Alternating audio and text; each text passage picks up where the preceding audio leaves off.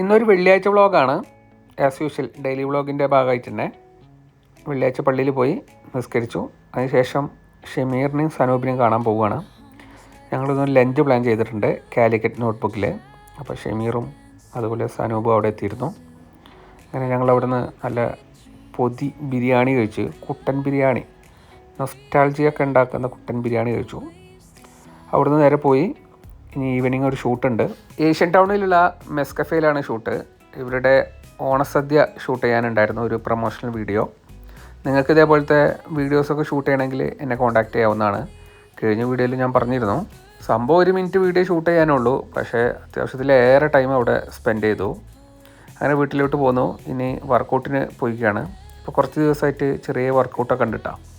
അപ്പോൾ വർക്കൗട്ടിന് പോയി കുറച്ച് ഓടി നടന്നു, എക്സസൈസ് ചെയ്തു. നമ്മൾ ഈ ഫോട്ടോഗ്രാഫി ഫീൽഡായ കാരണം തന്നെ ഇഷ്ടംപോലെ ഭക്ഷണം കഴിക്കും. ഇവൻറ്റുകളും റെസ്റ്റോറൻറ്റ് ഷൂട്ടും ഫുഡ് ഫോട്ടോഗ്രാഫി ആകുമ്പോൾ തോന്നിയ പോലെയാണ് ഭക്ഷണം കഴിക്കുക. എനിക്കാണെങ്കിൽ കൺട്രോളും ഇല്ല.